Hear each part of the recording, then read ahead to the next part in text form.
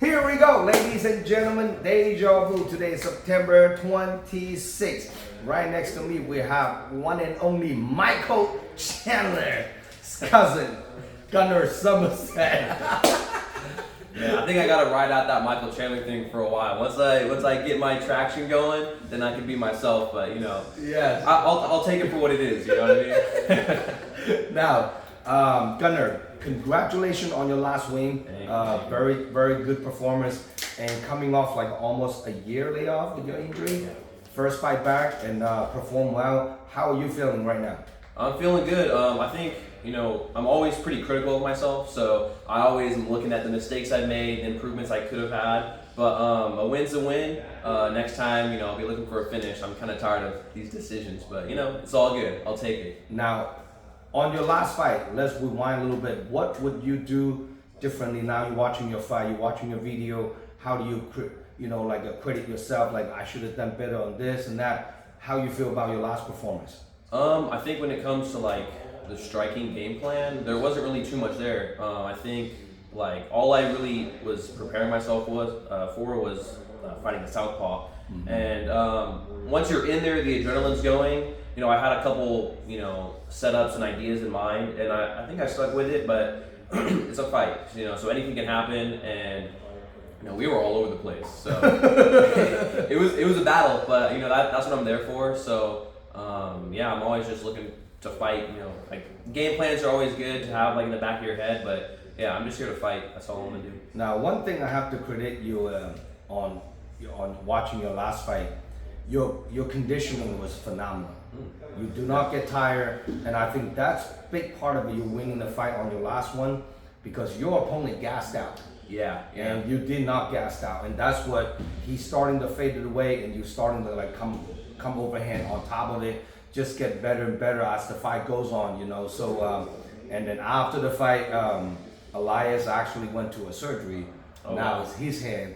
It's the whole entire, I don't know, it's either the thumb or this. They actually have to put a pin on it, so he's gonna be out for. It's pretty nasty on that. Yeah. Honestly, take your time, dude. Because I try to fight in March. Yeah. And we're I'm trying to get ready for a fight, so we're sparring and shit, and I read it. So it's just take your time, do what you can. Yes. Now on this upcoming one, you have a very similar style, young up and comer. How old are you gonna? I'm 22. Wow, he's 22 at a young age, man.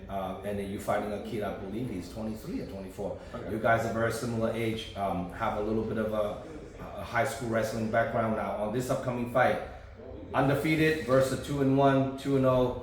This is definitely going to be the fight of the night. What do you think of Dalton Stoke? Man, honestly, I don't know too much about him. I know that he has that wrestling background. Mm-hmm. It looks like a really strong individual. And I think for me, I'm not much of a shit talker, to be honest. I try my best, but this guy's shaking my hands in the back and in the locker room at the weigh-ins. Seems like a nice dude, so it'll make my life a little bit easier. Just some mutual combat. We go in there and I'll shake your hand afterwards, and it'll be a good time. So let's fucking fight. Now, have you watching his fight before? I did, but just one time. I kind of I think I watched each of his fights once. I didn't really take it in, but I just kind of watched it, got an idea, but I'll start studying more. What do you see his fight? What do you see him that you have advantage on him? Honestly, I think we're both very similar, like you said, and I think, I think I said this on every single interview that I think I'm better in every aspect, but we're both very balanced. Right. So I think, I'm always confident in myself, and I think I can win every fight. I want to stay undefeated. And I think I can, whether it's the hands or the grappling, I can meet him there, and hopefully I'll be dominant. So. Now, how long in a perfect world, how much longer do you think you would keep doing the amateur before you go pro?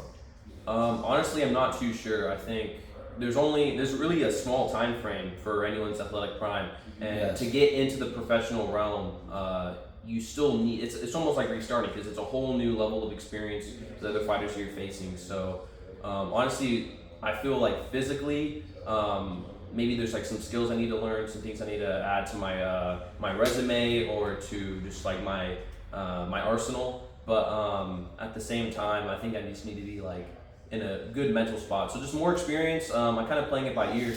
Each fight that comes by, I would like to get an amateur title. So I gotta just keep the streak going, and we'll just go from there. Now you keep paying attention to the 145 champion, right?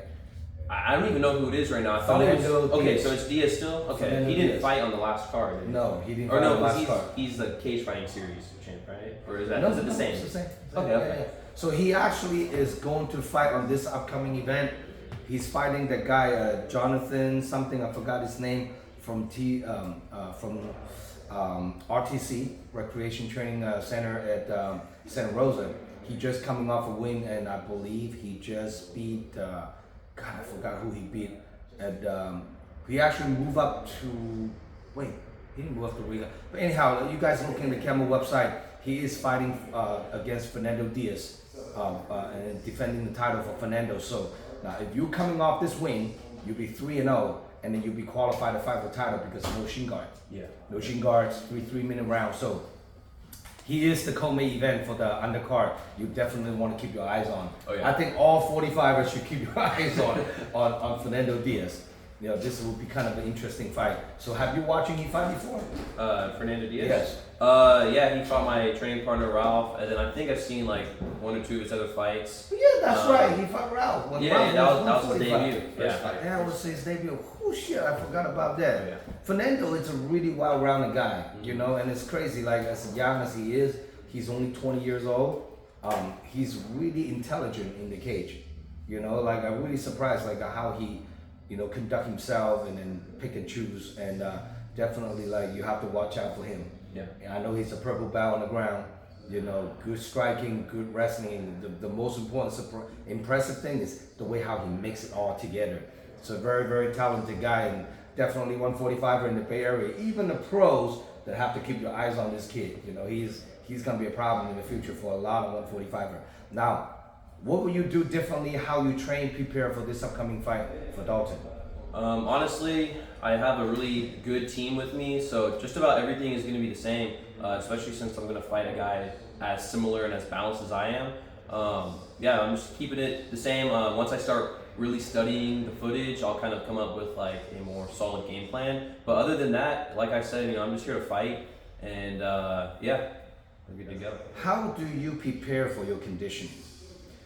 I think the best conditioning for martial arts is just more martial arts. I'm always doing conditioning and pretty minimal weightlifting. I gotta start adding that in, but other than that, I feel like the best conditioning is just more martial arts. More sparring, more wrestling. Oh yeah, everything. I'm on the mats every single day. Maybe an advantage that I had was like even when I was injured, I was very disciplined. Anything that I could do, I would do. I was always on the mats. I was always training, always asking questions. So yeah, you just gotta keep training. That's the key. Gotta love it. The consistency. Yeah. That's the key. So time to time I see a lot of fighters have a very, very talented, but they're not consistent. Mm-hmm. They'll train for a week and they take a week off, and then personal life got caught up with other stuff, and then when you're consistent, that consistency every single day, and that's what really accumulating your knowledge and the conditioning. Do you do a lot of running, sprinting, and all that too? Every once in a while I'll have to get outside, put my running shoes on. But more in the gym. Yeah, I say more in the gym.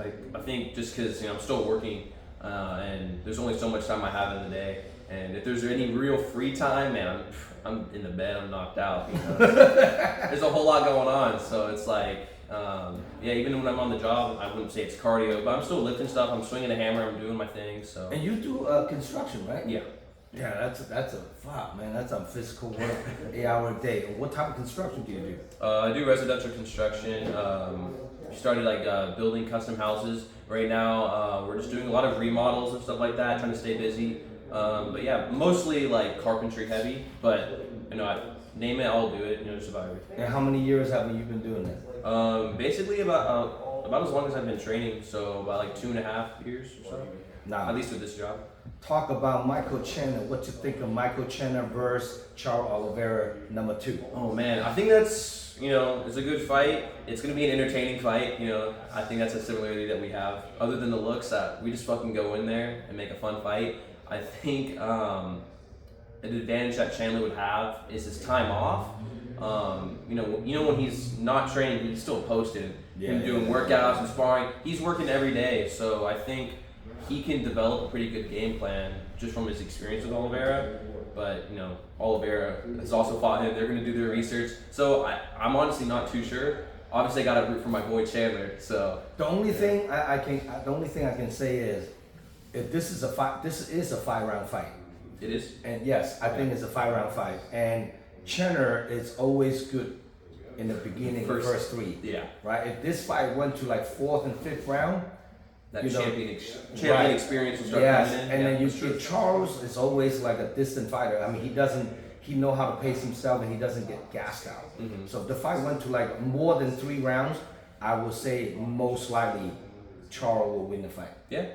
Chandler will have a good chance to win if the fight the first 1, 2, 3 rounds. Yeah. He's explosive with the wrestling, overhand, blast double, but the thing is, can you keep up that kind of explosion for all 5 rounds? And that's pretty much like the toughest thing for him. And Chandler is not having the best reputation like you to have a good conditioning. So right. I mean, I'm very interested in watching that fight. Let's see how that's gonna play out. It's a big fucking fight. But my favorite fight of all time UFC is Hamza Chimaev. Okay. Well, I just like his personality. Oh yeah. When he fights, he never paced out. Mm-hmm. Most fighters like, hey, you have to watch out, like don't gas yourself up. From the second the bell rings, he will go 200 miles an hour if he gasses out. Yeah. And whether he fight like Gilbert Burns, I mean, first round he just take off. When he fight Usman, he was 185 the 185. He was take off in the first round. He does not come out pace himself. He come out put on a fucking show and kill or be killed, like how he fought Kevin Holland. Yeah, that was just on the gas. Oh my god! And when he fought Li Jinglan, same thing. He comes out just like a 200 miles an hour, and then people trying to pace to fight him. You're gonna have to engage that level of intensity. So this is one of my favorite now in UFC. When he fights, I think that is going to be the main event.